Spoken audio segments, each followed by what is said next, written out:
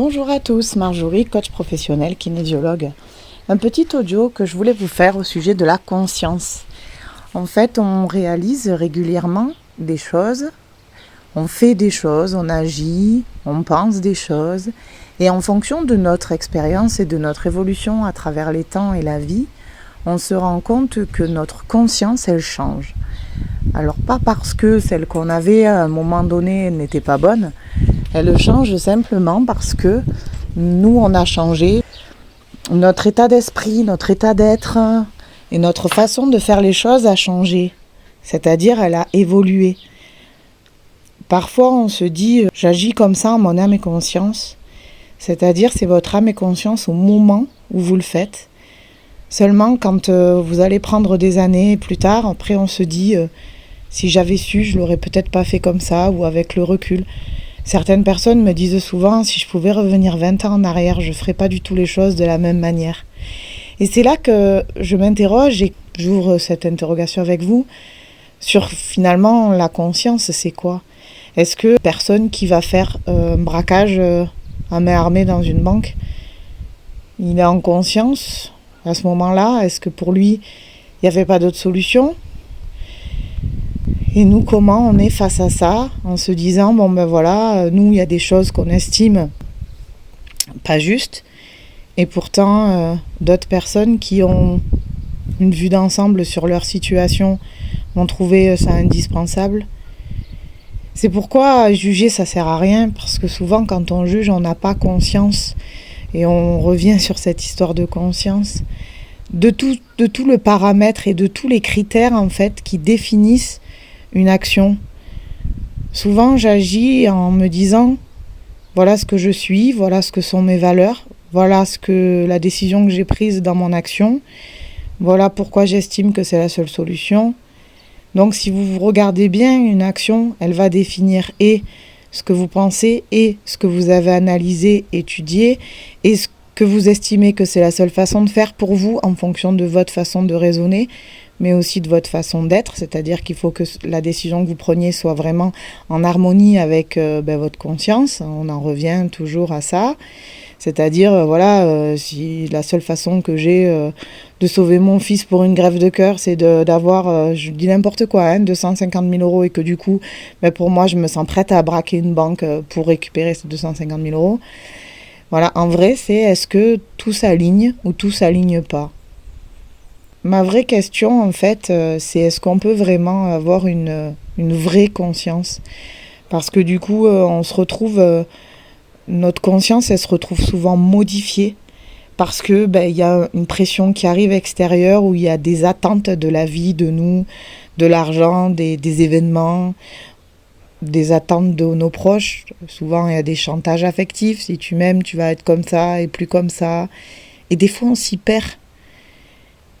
Des fois, je m'arrête et puis je pose la question aux gens en leur disant « Mais qu'est-ce qui vous est passé par la tête au moment où vous avez fait ça ? Est-ce que vous vous êtes dit je fais ça parce que ça me paraît important ?» Et souvent, on me dit « J'ai pas réfléchi. Je fais ça comme ça, spontanément, sans réfléchir. » Alors oui, effectivement, il y a beaucoup de personnes qui des fois font des choses sans réfléchir. Je pense que dans l'état actuel des choses, avec les événements qui se passent, les ouvertures qu'il y a de tous les côtés, faire les choses sans réfléchir, ça me paraît fou. Alors attention, ne pas confondre sans réfléchir et agir avec intuition. Ce n'est pas la même chose. Parfois, on me dit non, mais si je réfléchisse pas, c'est parce que c'est mon intuition. Alors l'intuition, elle a bon dos, hein. Et là-dessus, on va y revenir aussi. C'est facile à la fois de dire oui, mais j'ai écouté mon intuition, mais moi je fais tout à l'instinct, tout ça. Oui, mais l'instinct, encore une fois, ça se cultive. L'intuition aussi. C'est-à-dire que, voilà, c'est comme si nous, on était une marmite. Et si ma marmite, je la lave jamais, et que c'est du tout venant dans ma marmite, et que ce qu'on y met dedans, c'est bien, j'en fais des mélanges, et puis voilà. Si je laisse moisir ma marmite, parce que je la décrasse jamais, parce que je fais jamais le point de ce que j'ai mis dans ma marmite, si je l'avais lavé, pas lavé, désinfecté, pas désinfecté, ben, c'est sûr que mon instinct aura le goût de la marmite, hein, la mienne. Mais si je l'entretiens pas, ma marmite, ben, je vais me retrouver à faire des choses qui ont un goût amer, qui sont agressives, impulsives, faites maladroitement, impulsivement aussi. Ah ben j'ai pas réfléchi, j'ai fracassé sa tête et je l'ai envoyé à l'hôpital, j'ai pas réfléchi. Ouais d'accord, mais à un moment, qu'est-ce qu'il y avait dans notre marmite? Donc moi je suis d'accord de fonctionner avec l'instinct et avec, si vous voulez, laisser faire les choses et pas les calculer, parce qu'on me dit si je réfléchis, je le calcule. Pas forcément. Vous pouvez aussi réfléchir en vous disant est-ce que c'est bon, je me sens saine, rentrer en vous. Alors il y en a que c'est par la méditation, il y en a que c'est par le yoga, il y en a que c'est en restant simplement silencieux au bord de l'eau, en regardant l'eau couler. Ça peut être en allant dehors, en prenant l'air. Enfin, il y a plein de milliards de façons de rentrer en soi. C'est pas moi qui vais vous dire quelle est la meilleure, puisque la meilleure c'est vous qui allez la trouver en fonction de vous et de votre façon d'être. Mais c'est indispensable de rentrer en soi et d'aller regarder finalement qu'est-ce que vous êtes en fonction de ce que vous faites. Ce que vous faites, ça va vous définir. Et si jamais vous nettoyez pas vos outils, ben, à un moment donné, ben, le ciseau il coupera plus, le marteau il tapera plus. Pourquoi ? Parce qu'on ne nettoie pas ses outils et on ne regarde pas s'ils sont bien entretenus. Donc oui, fonctionner à l'instinct, d'accord, à condition d'être propre. Et effectivement, là, l'instinct peut se manifester de manière saine. L'instinct ne se manifestera pas de manière saine si vos outils et votre intérieur n'est pas nettoyé. Des fois, moi, je dis aux personnes, vous êtes en conscience et en paix avec ce que vous faites là. On me dit, oui, mais bien sûr et tout, je sais, il n'y avait pas d'autre solution, etc., etc. D'accord, il n'y avait pas d'autre solution selon votre perception du moment avec le corps dans la façon dont vous l'avez entretenu et nettoyé. Effectivement que si j'entretiens pas ma voiture et que je l'amène jamais au garage et que je mets jamais d'essence dedans, eh bien effectivement elle va plus marcher ma voiture.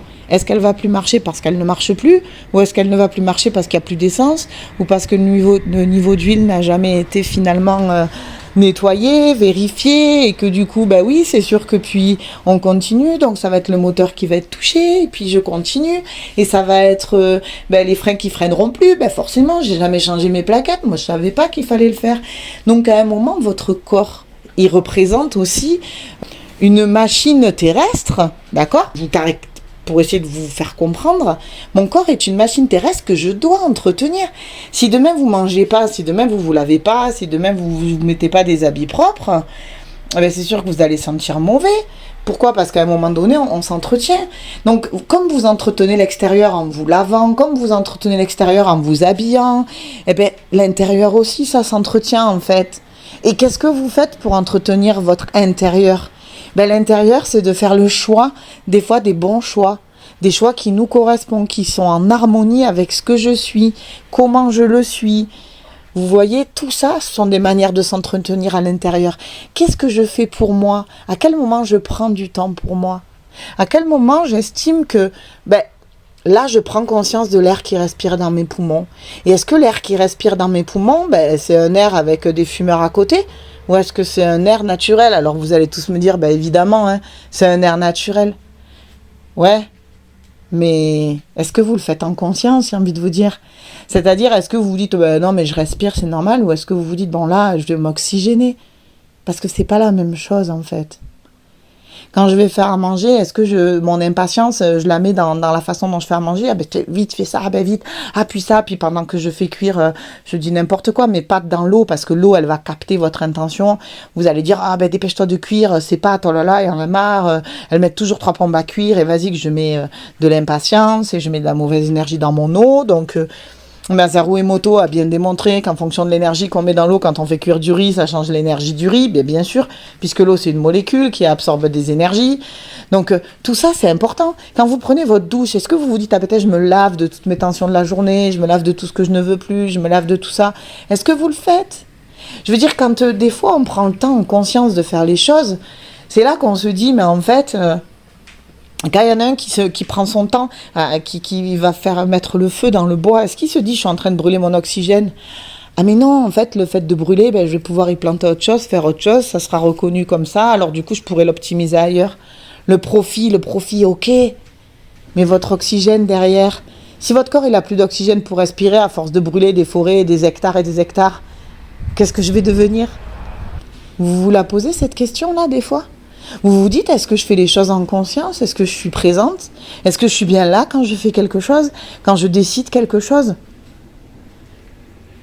Est-ce que vous êtes vraiment là? Alors il y en a, ils me disent, vous voyez, je prends l'exemple du tabac, j'ai rien contre les fumeurs, attention. Mais c'est un exemple qui pour moi est vachement parlant en fait. Souvent les gens, ils me disent, mais en fait, le moment que je fume ma clope, ça me détend. Et là, je vous dis, ben non. En fait, ce qui vous détend, c'est la drogue qu'il y a dans la cigarette. C'est pas le temps que vous prenez à. Vous voyez, parce que vous allez dehors, vous allez vous oxygéner, respirer, marcher pieds nus dans la nature, donner votre colère aux arbres et à la nature. Vous allez me dire, ah ben là, je prends un moment pour moi parce que ça me fait du bien. Je vais vous dire, je comprends. Maintenant, vous dites, je sors fumer ma clope, ça me détend. Non, c'est pas. En fait, c'est pas vous qui faites quelque chose en conscience dans votre corps pour vous détendre, c'est-à-dire de vous mettre pieds nus pour vous connecter à la nature, ou de parler, ou de vider vos émotions, ou de faire le point avec vous-même. Non, vous déléguez à la cigarette ce travail-là. C'est-à-dire, dans la cigarette, il y a de la drogue, et ben je vais utiliser cette drogue pour me détendre. Et vous, vous associez la pause clope, en fait, à, ben voilà, je vais me détendre. Mais encore une fois, vous n'êtes pas vraiment en conscience. Parce que la clope, elle fait quoi? Elle vient polluer votre air, elle vient polluer votre poumon, elle vient vous faire du mal en fait.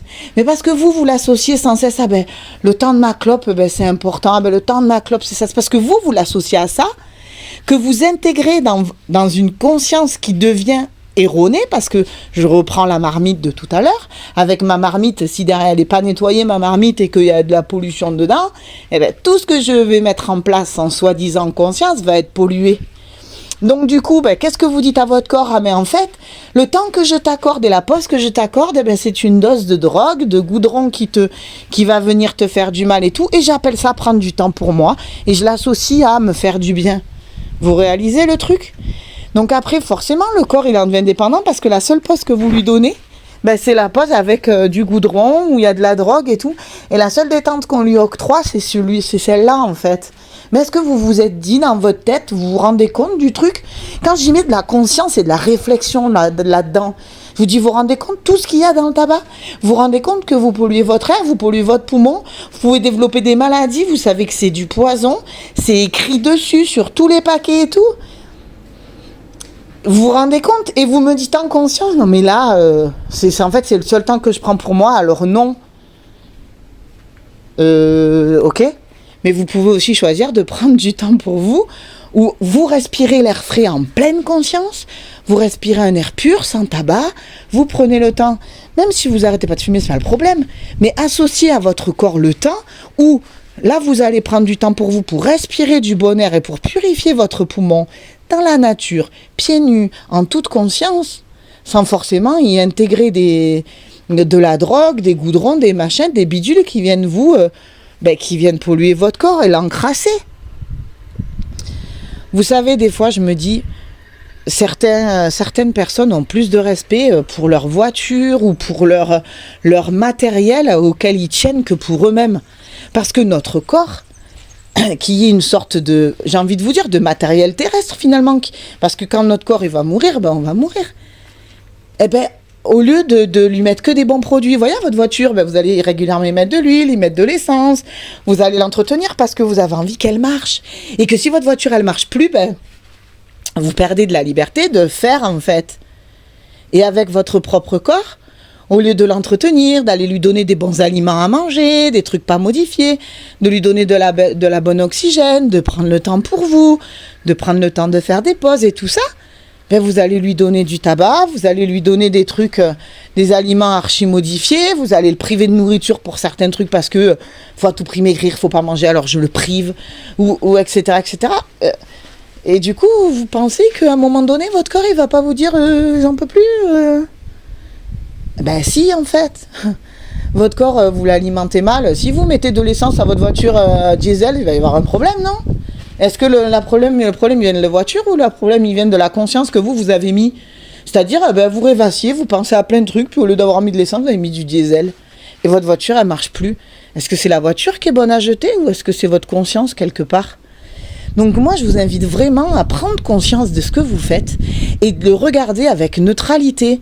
C'est-à-dire, c'est pas un problème de regarder les choses telles qu'elles sont. Mais quand vous me dites, ben moi je prends une pause, et ben le tabac c'est le seul truc qui me détend, en fait, vous êtes en train de dire, vive la drogue et la destruction de moi-même, en fait, ça me détend. Alors que si vous étiez vraiment en conscience avec vous-même et que vous vous disiez, non mais en fait, le temps que je prends à prendre du tabac et tout, j'encrasse mon corps, ben peut-être que si j'ajoutais peut-être à des pauses tabac, ou si je changeais un moment, au lieu de faire une pause tabac, je vais faire une pause où je vais marcher un peu dans la nature, je vais respirer, remercier la nature, et puis parler et donner toute ma colère, mes nerfs, mes frustrations à un moment donné. Peut-être que ça vous ferait autant de bien, sinon plus, et derrière, il n'y a pas de la destruction en fait. Vous voyez, je pense que c'est important parfois de mettre de la conscience dans les choses, de mettre dans la conscience à se dire, mais en fait, je suis en train de faire quoi là ? Je suis en train de donner quoi à mon corps comme carburant ? Je suis en train d'entretenir ma marmite comment ? Parce qu'à un moment donné, si votre corps il vous dit j'ai mal, si votre corps il vous dit j'en peux plus, si votre corps il vous dit je sature, ben écoutez-le peut-être un peu, non ? Parce qu'à un moment donné, si votre corps arrête de fonctionner, si votre corps s'arrête, ben c'est fini en fait. Et la vie c'est un cadeau. C'est un cadeau à prendre chaque jour, à recevoir. C'est pas forcément une tare et un poids. Et qu'est-ce que vous en faites de ce cadeau-là ? Comment vous décidez de l'optimiser ? Avec quoi ? J'avais envie de vous lancer sur cette réflexion-là. Vraiment. Posez-vous avec ça. Et dites-vous, est-ce que tout ce que je décide de faire dans la vie, ce que je mets en place, est-ce que ça nourrit mon objectif ?